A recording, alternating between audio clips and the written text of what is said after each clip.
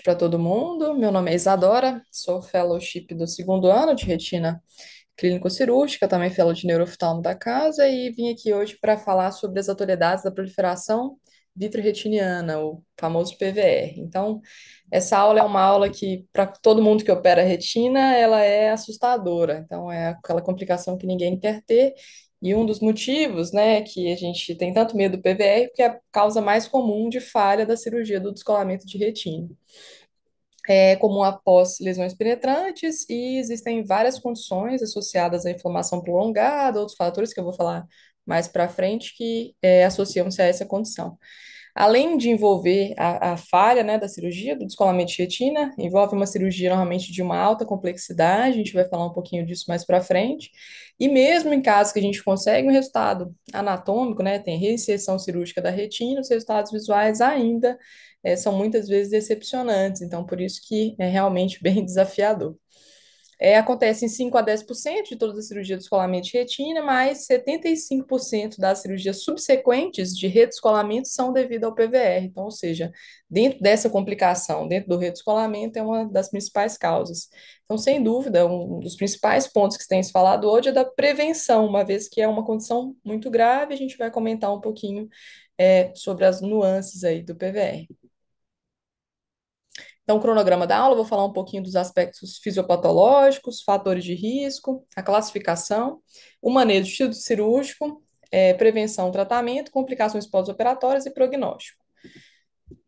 Falando um pouquinho da fisiopatologia, então, se a gente vai ler sobre fisiopatologia de PVR, tem artigos e artigos, artigos de histopatologia, artigos extremamente complexos. Então, para tentar tornar um pouco mais palpável e prático, a gente vai entender a fisiopatologia de uma forma bem simples. A partir do momento que a gente tem o descolamento de retina, a gente tem a exposição do EPR. Então, imaginando aqui que a gente tem uma rotura retiniana, esse EPR é exposto. Só que o que foi descoberto, né, é que em alguns casos o descolamento de retina ele gera uma isquemia, e essa isquemia gera a quebra da barreira hemato-retiniana. Essa quebra da barreira, ela começa a modificar as características desse EPR, que perde a polaridade celular. Perdendo essa polaridade, ela faz uma transformação que eles chamam de epitélio mesenquimal, então ela começa a mudar de função mesmo. Então a gente perde a função do EPR ali de secar a retina, e ele começa a ter uma formação mais associadas a uma função meio de fibroblasto. Então, por isso, a gente começa a ter modificações. Então, a partir do momento que a retina está aberta, ali a gente tem esse EPR vindo para a superfície, associado aí às células gliais, aos próprios fibroblastos, e citocinas, quebra da barreira hemato-retiniana, células inflamatórias e uma série de quimiocitocinas. E aí tem várias citocinas que são descritas, desde TGF-beta, PDGF, várias outras, assim. Então, se a gente for realmente entrar nesse assunto, dá para falar um dia inteiro só sobre isso, mas o que a gente sabe é que é, essas citocinas, elas são muito importantes para modificar a função celular e fazer com que aquele ambiente ele se torne diferente. Então, elas são responsáveis por agir como pró-inflamatores e elas estimulam a proliferação celular e a formação de o que como se fosse de um cordão dessas células de EPR modificada. E isso, com função contrátil, né, de miofibroblasto, ela acaba fazendo a contração ali da retina, e é essa, mais ou menos, a fisiopatologia relacionada ao PVR. Então, assim, de uma forma um pouco mais simples, mas a gente tem que entender um pouquinho dessas citocinas, porque quando a gente for falar lá na frente de prevenção, de proposta de tratamento, um dos principais alvos são esses. Então, a gente sabe que o EPR, sem dúvida, é um gatilho, e associado aí à quebra da barreira, a essas quimiocitocinas, é que a gente desenvolve, de fato, o PVR. Então, falando um pouquinho do fator de risco, entra exatamente naquilo que eu falei. Se o paciente tem, por exemplo, mais exposição de EPR, uma rotura retiniana gigante, ele tem um maior risco de desenvolver o PVR. Então, pacientes que têm descolamento de retina convencional, mais ou menos 10% desenvolve PVR. Rotura retiniana gigante, mais ou menos 30%. Então, ou seja, triplica aí o fator de risco para esses pacientes. Além disso, se ele tiver PVR pré-existente, né, já tiver PVR antes da cirurgia, um PVR já primário, descolamentos crônicos, mais de meses, né? A gente que está no serviço de referência Frequentemente a gente recebe pacientes já com bastante tempo do descolamento de retina, e muitas vezes já tem PVR primário, história anterior de PVR, retinites agressivas, descolamento de coróide associado, cirurgia de DR mal sucedida ou múltiplas reabordagens, afasia, hemorragia vítrea, altos níveis de proteína vítrea, história positiva de tabagismo, dobras retinianas pré-operatórias, o tamanho da rotura, falha cirúrgica e uveíte, além de vitreoretinopatias hereditárias, FIVER, todas essas condições têm associação aumentada de PVR. Os fatores intraoperatórios mais associados envolvem hemorragia intra e pós-operatória, a própria vitrectomia, a retinectomia, porque parte do mesmo princípio, a gente acaba expondo mais, né, o EPR, criopexia e laser extenso, eles têm um aumento da inflamação e isso acaba gerando o PVR, e até a injeção diária em alguns estudos foi correlacionada com o aumento do risco de PVR. Então, eu trouxe aqui só esse artigo, ele fala um pouco desses fatores de risco para o PVR, e aí, nesse estudo em específico, foi um estudo de casos controle, eles avaliaram 74 pacientes, e nesse estudo eles encontraram que os principais fatores de risco foram pacientes tabagistas, então isso aumentou aí, eles fizeram o odds rate e descobriram 3,6, né, de risco, ou estatisticamente significativo. O envolvimento macular, então pacientes com descolamento macular off aí teria um maior risco, e pacientes que forem operados com menores gauges tiveram menor risco. Então, aqui ele traz junto 20 23 gauges como se fosse um grupo e 25 gauges um outro grupo, e eles associaram a 20 e 23 gauges, ou seja, maiores gauges associados a maior risco de formação de PVR. Falando agora um pouquinho da classificação, aí eu trouxe mais, perdão, eu trouxe mais para exemplificar, até porque na aula a gente tenta, aí o pessoal usa R3, que vão prestar retina e tudo, mas basicamente a classificação ela divide em grupos. Inicialmente, essa é a classificação de 83, mas essa classificação, assim, a mais recente, a que a gente usa normalmente, é a classificação de 91, em que divide em grau A, grau B e grau C. Sendo o grau A, quando o paciente tem aquele haze vítreo, os clamps retinianos, clamps vítreos, perdão. O grau B é quando o paciente já começa a fazer aquele enrolamento da superfície da retina, o enrugamento da camada interna ali da retina. E o grau C é quando a gente já tem uma dobra fixa, que é de espessura total. Então, aí você já começa a ter um comprometimento mais importante, que pode ser dividido em anterior e posterior, e o envolvimento, normalmente, a gente classifica ele em horas de relógio. Uma outra classificação que a gente pode utilizar é. Não estou conseguindo abaixar aqui, mas enfim. Uma outra classificação que a gente pode utilizar é essa entre o PVR considerado como focal, difuso, subretiniano, circunferencial e anterior. Aqui, só para exemplificar um pouquinho mais, são os graus de PVR, então o grau A, aqui, quando a gente tem esses clamps, aqui no vítreo, o grau B, quando a gente já tem um enrolamento da borda da retina, e aqui o grau C, onde a gente já tem a formação da estrela, né, desse PVR que envolve toda a espessura da retina, podendo formar até, em casos mais severos, aí, essa banda subretiniana e casos mais complexos, mais desafiadores, aí, até do ponto de vista cirúrgico também. Aqui só algumas outras imagens exemplificando aí o PVR em estrela. Aqui um caso mais avançado em que você tem o enrolamento da retina e como isso gera uma contração retiniana e uma tração tangencial, você pode acontecer até uma formação de novas roturas pela tração. Então, nesse exemplo aqui, essa imagem do Januzzi, você tem um enrolamento da retina, uma contração importante da retina, e aqui nessas setas amarelas a gente observa até que abriram novas roturas. Isso tudo está associada a essa contração e à força, né, com que a EPR gera essa lesão. Aqui outros exemplos também mais avançados.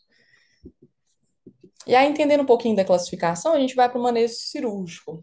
O primeiro ponto do manejo cirúrgico que a gente fala do PVR, né, é que é bastante controverso. Existe controvérsia, inclusive na literatura, de quando a gente deve operar esse paciente. Por quê? O PVR a gente sabe que ele demora de 6 a 12 semanas para se desenvolver. Isso varia um pouco da literatura, tem lugar que fala de 4 a 8 semanas, mas enfim, ele normalmente, como ele depende daquela série de fatores, essa cascata inflamatória que eu descrevi na fisiopatologia, então ele não é um evento rápido, ele é um evento que demora um tempo para acontecer. Então, se ele demora um tempo para acontecer, alguns autores, eles advogam que o melhor seria a gente atrasar um pouquinho a intervenção, ou seja, identifiquei o PVR, é, eu não devo abordar ele logo que eu encontrei. E um dos motivos disso é devido à atividade mesmo do PVR. Como ele tem uma atividade inflamatória, a gente sabe que a própria vitrectomia ela gera mais inflamação, então o ideal seria quando esse PVR já estivesse menos ativo, entre aspas, tá? Isso é um pouco subjetivo, mas assim, é descrito na literatura que o ideal seria a gente evitar essa atividade para evitar um trauma adicional. E com isso, ter uma maior facilidade na remoção e garantir também uma remoção um pouco mais completa, já que esse PVR ele fica mais estruturado e isso gera assim, um certo plano de clivagem. Isso ajudaria na cirurgia. Mas é importante lembrar que a gente deve equilibrar essa decisão de quando operar com o paciente de acordo com o estado macular. Porque uma vez que a gente está com um descolamento que não envolve a mácula, tudo bem a gente esperar, mas a partir do momento que a gente já teve envolvimento macular, então a gente tem que pensar em talvez acelerar esse processo, pensando na recuperação visual mesmo do paciente, principalmente se tratar de um paciente que inicialmente era um paciente que tinha a mácula poupada.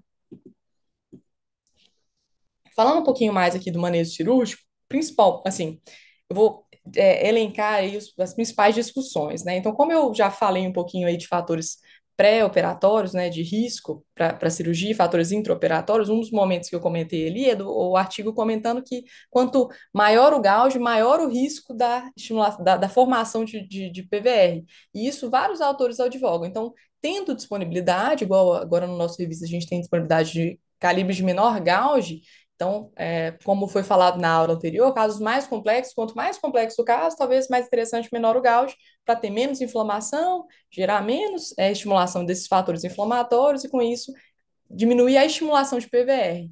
Então, isso é bem descrito na literatura, existe um pouco de divergência, assim, quanto à diferença em resultado anatômico, visual, mas a maioria advoga que o ideal seriam calibres de menor gauge, principalmente aí de 25 para frente. Um outro ponto que é importante lembrar é a associação ou não de introflexão escleral. Então, isso é importante, principalmente aí para o pessoal que vai prestar retina, é importante entender um pouquinho disso. Quando a gente tem uma contração, né, o PVR ele gera uma contração tangencial. Então, a faixa, a introflexão, ela tem esse, como estava mostrando aí no desenho, ela faz um alívio ali dessa pressão, um alívio dessa tração anteroposterior da retina, ela diminui essa tração. Além de se a gente está falando de múltiplas roturas, ela suporta essas múltiplas roturas, o paciente tem rotura superior, inferior, então a faixa ela consegue cobrir essas roturas e fazer também um apoio ali maior da base vítrea. Então, frequentemente, nos casos de PVR, como a gente tem um encurtamento da retina, a gente pode associar a faixa à cirurgia de vitrectomia para ter melhores resultados. Outros artifícios que podem ser utilizados é o uso dos corantes. Aí, dentro do uso dos corantes, a gente tem, por exemplo, o uso da triancinolona, né, que aí vai funcionar num mecanismo de depósito, principalmente para a gente ter certeza que houve realmente o descolamento da hialoide posterior e que não existem remanescentes, o que gera, né, que a gente sabe que tem associação também com o processo fisiopatológico e formação de PVR. Então, toda vez que a gente entrar para uma cirurgia, principalmente uma cirurgia que o paciente já tem PVR, uma cirurgia secundária, aí é interessante usar a triancinolona. O outro uso de corante também que pode ser utilizado é o próprio azul brilhante. Então, é descrito na literatura que o uso do azul brilhante ele é interessante para corar a membrana limitante interna ali adjacente ao PVR. Isso ajuda a gente no plano de clivagem da cirurgia. Então, é um artifício interessante para a gente usar. Além do que, alguns autores, eles advogam no uso do corante e no peeling da membrana limitante interna, inclusive do polo posterior, mesmo quando ele não for afetado. Porque o paciente que tem PVR, como ele já tem esses fatores inflamatórios, ele também tem um risco maior de desenvolver membrana epirretiniana e um PVR na região macular. Então, mesmo que o paciente às vezes não tenha acometimento do polo posterior, alguns autores eles falam a favor de um peeling de membrana limitante interna para evitar essas complicações aí futuras, uma vez que aquele paciente ele tem um risco aumentado disso. Então, eu vou até mostrar aqui um exemplo que a gente fez no nosso serviço. Um outro uso também de artifício para cirurgia vitreoretiniana é o próprio perfluorocarbono líquido, que ele tem uma função bastante interessante, porque ele estabiliza a retina. Então, às vezes, na dissecção ali do PVR, ele funciona como uma segunda mão. Então, ele ajuda a gente a dissecar melhor essa membrana, ajuda a estabilizar ali o polo posterior, facilitando também o shave. E nos casos mais avançados, de retinectomia, ele também pode ser utilizado e facilita também a abordagem cirúrgica. Então, aqui é um exemplo de uma cirurgia que a gente fez no serviço, é uma faco-vitré, uma paciente que tinha PVR primário. Essa paciente, o principal fator de risco associado foi a questão do prolongamento do tempo cirúrgico. A paciente foi diagnosticada com mais de 3, 4 meses. Então, aqui a gente observa um PVR bem no polo posterior. Então, foi feita a vitrectomia ali do core, abaixado o bolsão pela vitrectomia ali próxima à região da rotura e feito o peeling, ó, daqui dá para ver que o azul, ele ajuda a gente a achar o plano. Então, foi feito o peeling e dissecção desse PVR pré-retiniano.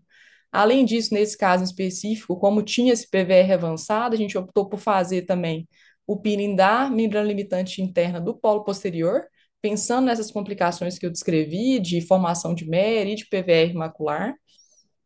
E depois que a gente completou essa dissecção ali do polo posterior, a gente prosseguiu com o shave, identificação ali, o paciente tinha de 2 roturas temporais superiores. Nesse caso, a gente tinha disponível a cânula de dual bore, então só aí para exemplificar, para colocação do perfluorocarbono, porque como ela tem esses pequenos pertuitos, ela acaba saindo também e evita a pressão positiva na hora da injeção do perfluoro e o jet stream, né? Então, facilita um pouco a colocação desse perfluoro. Então, aí no final da cirurgia, retirado o perfluoro, no caso, a rotura foi drenada com auxílio do perfluoro, que já estava dentro do olho, o laser da rotura e, no final, a injeção de óleo de silicone. Esse caso já tem mais de 3 meses, o paciente evoluiu super bem, saiu de PL para 20/40 de visão. Então, existem casos que realmente ainda é possível evoluir com bons resultados. A identificação do PVR, a partir do momento que a gente identifica na cirurgia, o ideal é a gente fazer a excisão completa dele. Então, aqui um exemplo, né, de uma imagem demonstrando aí a retirada desse PVR pré-retiniano, lembrando que hoje o auxílio, né, das técnicas bimanuais muitas vezes ajuda, porque você consegue estabilizar um pouco mais a retina, às vezes você usa até os artifícios mais modernos, pinça, ganchos ou até mesmo tesoura. E aqui um outro exemplo de PVR subretiniano em banda, em que é feita uma retinotomia e uma retirada da banda completa subretiniana. E em casos mais avançados, em que isso não é possível, a gente tem que passar para uma outra abordagem, que seria a retinectomia. Então, aqui um outro vídeo cirúrgico, mostrando só para exemplificar, é um caso também feito aqui no serviço, era um paciente que, primariamente, tinha descolamento de retina associado à hemorragia vítrea. Esse paciente foi operado com faco, vitrectomia e colocação de óleo de silicone, evoluiu com PVR, a gente optou por faixa vitré. Então, explicando até um pouquinho do que eu falei anteriormente. Então, aqui a gente já tinha feito a colocação da faixa, a gente procedeu com a vitrectomia, a retirada do óleo de silicone para começar a cirurgia, que dá para ver bastante. O PVR inferior, né? Normalmente esses PVRs eles são mais inferiores ou no polo posterior. A gente corou com azul brilhante também para tentar facilitar essa dissecção. E mesmo com a retirada, ó, mesmo com a dissecção das membranas pré-retinianas, a gente observava que a retina foi completamente afetada, né? Toda a espessura estava envolvida, a gente optou por fazer uma retinectomia. Então, aqui a gente faz a demarcação com endodiatermia da região que vai ser excisada, e depois a abertura da retina ali, é importante fazer a cauterização dos vasos e a retirada completa aí dessa parte anterior, né, dessa borda anterior da retina, porque isso tem associação com outras complicações em pós-operatório. Foi feita a retirada do sangue aqui, ó, a gente tirou inclusive o sangue que estava subretiniano, colocação de perfluorocarbono líquido, completada além da borda ali da retinectomia, e a gente procedeu com o endolaser. É importante fazer o endolaser, inclusive, nas bordas dessa retinectomia, para que quando a gente pensar em tirar o óleo de silicone do paciente em questão, não existe risco de que essa borda seja infiltrada ali e o paciente acabe redescolando. Então, no final, a gente colocou óleo de silicone, o paciente também que já está mais de 30 dias de pós-operatório tem evoluído bem, só para também exemplificar. É, na última etapa aí da cirurgia, um outro ponto que a gente tem que falar é a questão do tamponante. Então, dentro dos tamponantes, a gente tem disponível o SF6, o C3F8 e o óleo de silicone, seja o óleo de silicone de 1.000 ou de 5.000 centistocos. E, assim, em relação aos estudos, um grande estudo que é sempre citado, que é o de Silicone Study, né? Ele mostrou que os pacientes com PVR, sejam eles abordados com óleo de silicone ou com C3F8, eles tinham resultados em relação a cuidado visual, recuperação, né, resultado anatômico e inclusive resposta, né, assim, risco de redescolamento, eles eram iguais. Então não houve benefício aumentado no uso de óleo de silicone ou de C3F8.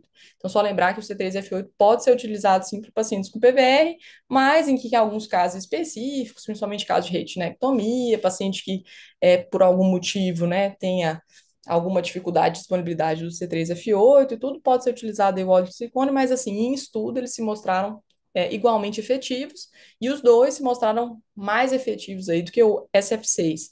Então, idealmente, a gente vai usar o C3F8 ou óleo de silicone, mas não o SF6. Então, entendido um pouquinho do manejo cirúrgico, tentei abordar aí os principais pontos, a gente vai para um ponto talvez que seja o mais questionado, mais intrigante da aula, que é a prevenção. Então, a prevenção, ela parte de um ponto mais, falando assim, da parte mais simples, é evitar a fotocoagulação e crioterapia excessiva. Às vezes, né, principalmente quando a gente começa a operar a retina, às vezes tem um intuito grande de, nossa, tem muito medo dessa retina descolar, vou fazer bastante laser, e isso a gente sabe hoje que é um fator inflamatório, um fator que estimula a formação de PVR. Então, evitar essa fotocoagulação ou crioterapia excessiva, fazer só realmente o que for necessário. Quanto mais precoce possível a cirurgia do descolamento de retina, também a gente sabe que tem melhores resultados, além disso, evitar o tabagismo, como eu falei anteriormente. E o que mais está sendo reportado é a questão do uso de medicamentos. Então, vários medicamentos foram tentados, né, para prevenir o PVR, ou mesmo se eu estou diante do PVR, para tentar tratar e, de alguma forma, evitar com que ele aumentasse e o paciente tivesse redescolamentos consecutivos. Então, isso com certeza é a maior parte assim de estudo da aula, é o que está sendo mais assim abordado, né? Então eu trouxe algumas medicações. Se a gente for falar sobre isso, existem inúmeras medicações, mas são muitas mesmo. Já tentaram de tudo para tentar tratar a PVR. Então eu vou tentar trazer as que talvez estejam mais documentadas, talvez, assim, que tenha literatura que fale um pouquinho mais, mas, assim, várias medicações podem ser utilizadas, e aí a gente vai falar aqui das principais. Então, os esteroides, a gente sabe que eles agem inibindo os fatores inflamatórios, e que os fatores inflamatórios, eles têm papel importante na fisiopatologia do PVR. Então, primeira coisa que a gente pensa, né, até óbvio, né, até meio intuitivo, a gente pensa, e se a gente colocasse corticoide? Então, tentaram de tudo, triancinolona intravítrea, implante de dexametasona, né, de longa duração no paciente depois da cirurgia. E esse estudo aqui é bem interessante, é uma meta-análise desse ano, e aí ele mostrou o seguinte, olha, em relação ao PVR recorrente, vários estudos, nenhum mostrou que o paciente tinha um risco diminuído com o uso de corticoide, seja ele qual for, seja corticoide oral, seja corticoide intravítrea, de longa duração, nenhum mostrou resultado estatisticamente significativo. Em relação ao redescolamento de retina, também sem evidência estatisticamente significativa. A única evidência estatisticamente significativa demonstrada com o uso de corticoide foi em relação ao edema macular. Pacientes que foram feita a cirurgia de descolamento de retina e colocado o implante, né, de dexametasona, esses pacientes tiveram uma menor formação de edema macular no pós-operatório, isso de forma estatisticamente significativa, mas foi realmente o único resultado positivo em relação ao PVR e descolamento de retina nesses casos, mas com certeza, né, o que mais que a gente procura no tratamento é evitar a reformação de PVR, evitar redescolamento, então isso o corticoide não mostrou-se eficaz. Outras medicações tentadas, aí o 5-fluoracil e a heparina de baixo peso molecular, eles foram tentados isoladamente e de forma combinada mesmo. O 5-fluoracil ele é um antimetabólito, então a gente sabe que ele inibe a síntese de DNA, e isso pode ser associado, a gente pensa, então ele é um um antimetabólito, onde de alguma forma ele consegue evitar essa proliferação, esse estímulo celular. E a heparina de baixo peso molecular, ela foi associada a uma inibição de proliferação de fibroblastos. E com isso também diminuir a atração e a proliferação e a adesão também desses fibroblastos ali para fazer essa contração retiniana. Então, esse estudo é interessante porque também é um estudo, uma revisão sistemática, em que eles avaliaram o uso combinado do 5-fluoracil e da heparina de baixo peso molecular associadas. E aí testaram em relação ao resultado primário, em relação à acuidade visual, ao aspecto anatômico da retina com 6 meses de pós-operatório, em relação ao redescolamento de retina, em relação à reoperação, e nada foi encontrado de forma estatisticamente significativa. Então, quando a gente fala de PVR, o 5-fluoracil e a heparina de baixo peso molecular não mostrou resultados estatisticamente significativos.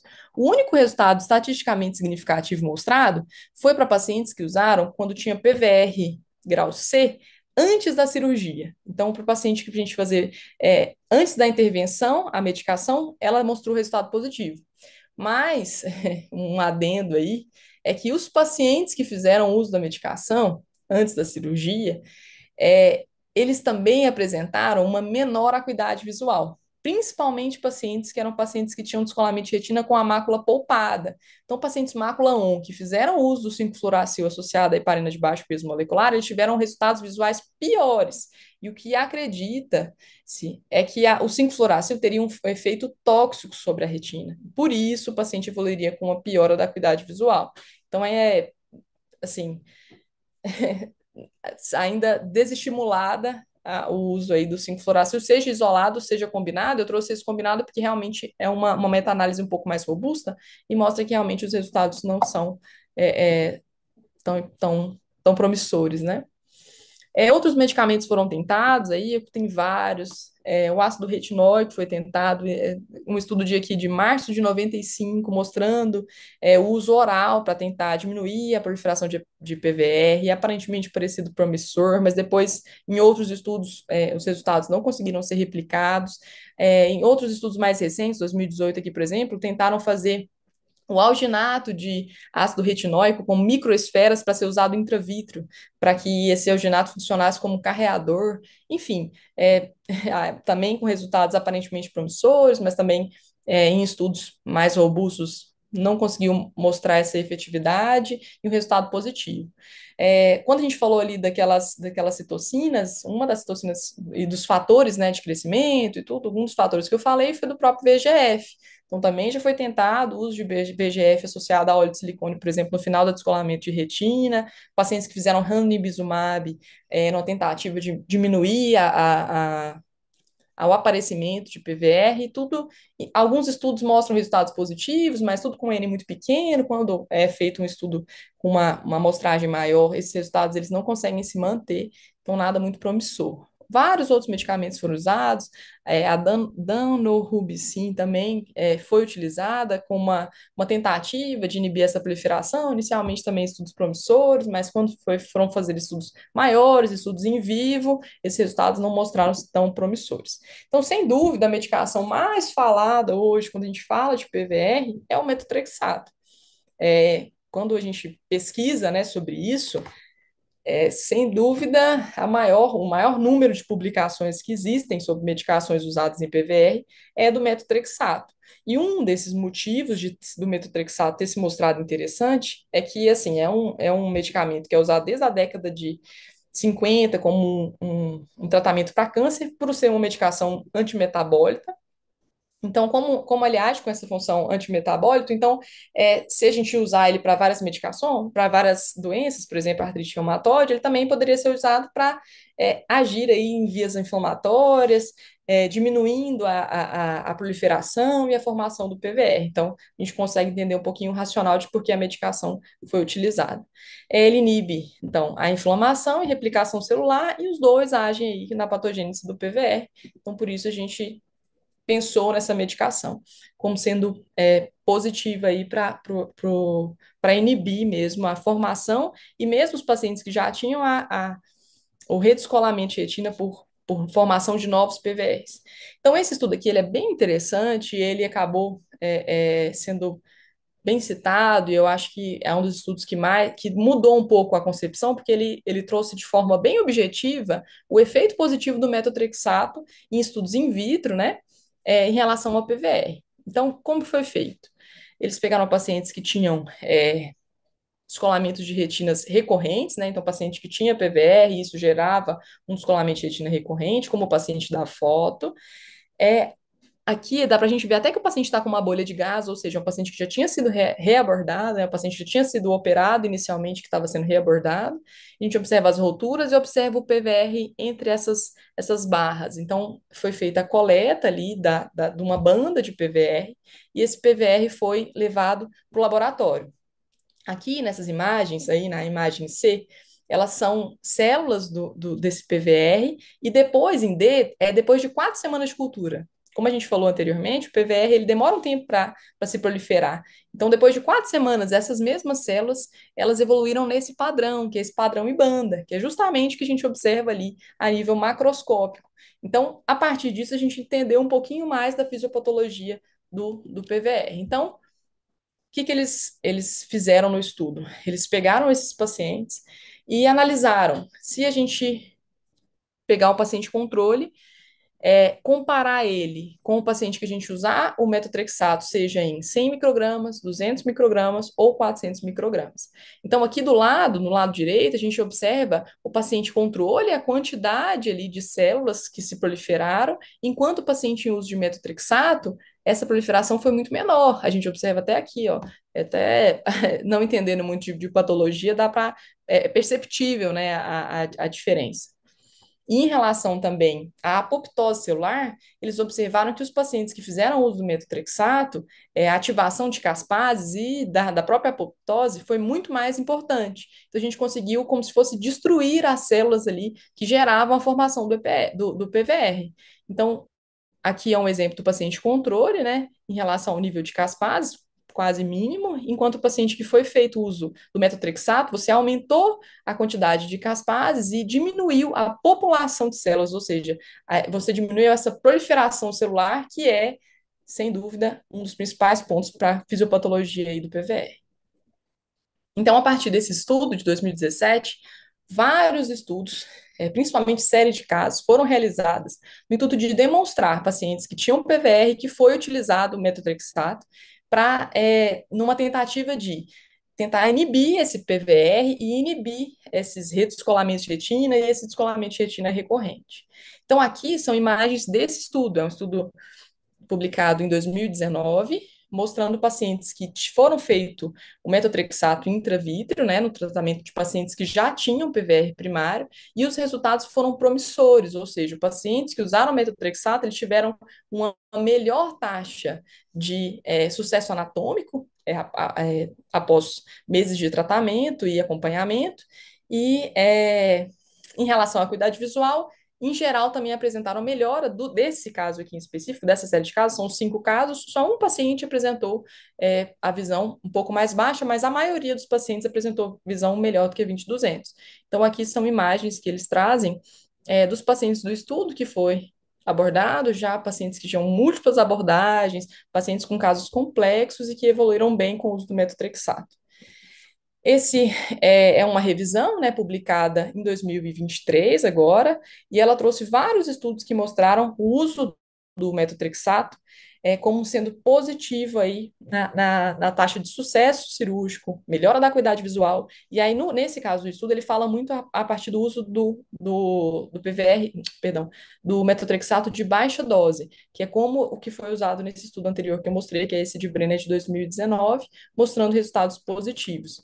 Então, aqui um exemplo, ó, nessa tabela aqui, ele fala sobre os resultados visuais. E ele mostra que o paciente que foi feito metotrexato, eles tiveram menores complicações cirúrgicas com um resultado visual aparentemente promissor, né? Alcançando uma visão melhor do que 20/200 e, em alguns casos, até melhor do que 20/60. Então, ou seja, realmente melhorando um pouco os resultados cirúrgicos para esses casos que são tão complicados. Aqui também é uma imagem do próprio estudo, e aí ele mostra o paciente aqui com 22 semanas depois, né, da cirurgia, e aqui o paciente com 39 semanas depois, mantendo o aspecto parecido, mas em pacientes que já tinham retinectomias extensas, pacientes que já tinham tido redescolamento de retina e que foi utilizado o metotrexato. Então, sem dúvida, quando a gente fala disso, a gente está falando de série de casos, um ou outro caso que evoluiu positivamente, mas em termos de evidência científica, que tem robustez, a gente pensar em ensaio clínico randomizado. E esse ensaio clínico randomizado já foi pensado, já foi desenhado e já começou, que é o The Guard Trial. Esse The Guard, ele ainda, né, tinha resultados previstos para final de 2022, depois previsto para 2023, mas eu procurei bastante, até se alguém quiser comentar um pouco, mas eu realmente não encontrei os resultados do estudo, apenas resultados preliminares. Então, em dezembro de 2019, eles começaram a inscrição desse estudo. Esse estudo foi previsto em a fase 3, né, do ensaio clínico previsto em duas partes, para avaliar a eficácia do ADX 2191, que é um metotrexato intravítrea produzido por essa farmacêutica, pela Aldeira, para prevenção do descolamento de retina recorrente. É um ensaio de fase 3, não mascarado, nem para o paciente, nem para o médico, multicêntrico, randomizado e foi realizado, né, está sendo realizado nos Estados Unidos. Já foi concluída a parte 1 de inscrição dos pacientes, o total foram 110 pacientes, e a ideia é que a fase 2 seja ainda maior do que a fase 1. Eles estimam uma cerca de 360 pacientes envolvidos no estudo, mas que ainda realmente eu não encontrei todos os resultados. Os critérios de inclusão são pacientes acima de 18 anos, que tivessem PVR pelo menos 3 horas de relógio cumulativas, e pacientes com descolamentos associados a lesões de globo aberto, né? Critérios de exclusões, pacientes com pré-fitise, sem percepção luminosa, paciente com retinopatia diabética não proliferativa ou proliferativa associada, história de inflamação ocular ou hipersensibilidade ao metotrexato, e histórico de mais de 6 reparos na retina também era um critério de exclusão do estudo. Aqui é o protocolo que eles preveem. A previsão é que o paciente faça ao todo 3 injeções em 16 semanas. Então, no dia da cirurgia é feita a primeira injeção, e aqui o pós-operatório. A partir do pós-operatório, o paciente vai fazer uma série de injeção inicialmente a cada semana, e depois, né, de 8 injeções a cada 2 semanas, novas injeções. Então, ao todo aí vão dar cerca de 13 injeções dentro desse protocolo que eles previram aí para o estudo. A ideia é avaliar sucesso cirúrgico, né? Taxas de sucesso anatômico, visual, taxa de redescolamento de retina. Então, esse que é o principal análise do estudo. Então, aqui eles mostraram que a medicação foi considerada bem tolerada, a incidência, a única complicação, até nos estudos, a série de estudos relatados anteriormente, o principal efeito adverso foi ceratite punctata, então foi um efeito mais corneano da medicação. E aqui também eles encontraram que a ceratite punctata é uma complicação reportada, por isso que no estudo eles incluíram inclusive o uso de lubrificantes artificiais. O paciente iniciava o estudo, ele já fazia o uso, né, do lubrificante para evitar essa complicação. Um dos pacientes só do estudo até agora teve análise descontinuada. Em relação à avaliação inicial, né, desses pacientes, em relação ao histórico, como o histórico de pacientes que existem na literatura como sendo controle, aparentemente se mostrou positiva em relação à taxa de resultado de efetividade, assim, de manter a retina colada, ou seja, de reinserção da retina em 6 meses, em relação a outros endpoints, né? Então, em relação aos resultados secundários, aparentemente mostrou uma melhora da acuidade visual, apesar do que não estatisticamente significativa. Em relação a outras complicações também, todas aparentemente favoráveis, mas tudo sem resultado estatisticamente significativo a princípio. Aqui também, em relação aos pacientes do estudo, também os pacientes do estudo representaram de forma estatisticamente significativa menos hipertensão ocular, menos inflamação pós-operatória, mas os outros, aparentemente, inicialmente, sem muita relevância estatisticamente significativa, mas lembrando que isso aqui realmente é o único dado que eu encontrei, então acredito que vão sair novos estudos aí em breve, reportando um pouco mais o uso do metotrexato.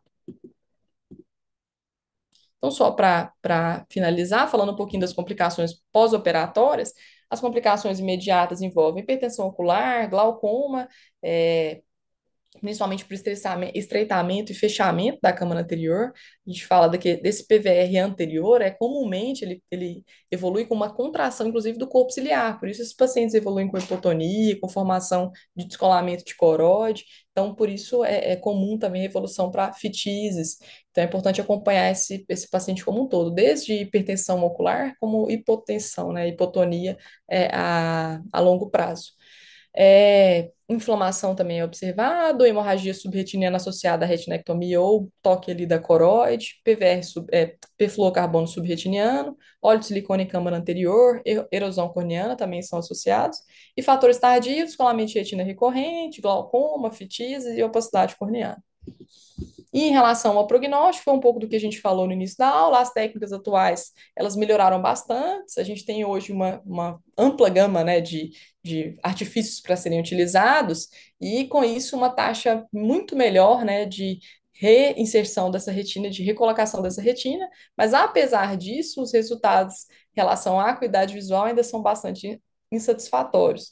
Então, 40 a 80% dos pacientes, mesmo anatomicamente bem-sucedidos, vão ter visão de 20/200 a 20/800, ou seja, visão que eles chamam de visão ambulatorial. Se melhora um pouco, né, com certeza, a vida desse paciente, mas não com resultados muito promissores, né? Então, infelizmente, ainda é realmente uma parte muito complexa aí da cirurgia vitreotiniana. Então, era isso que eu queria falar. Obrigada.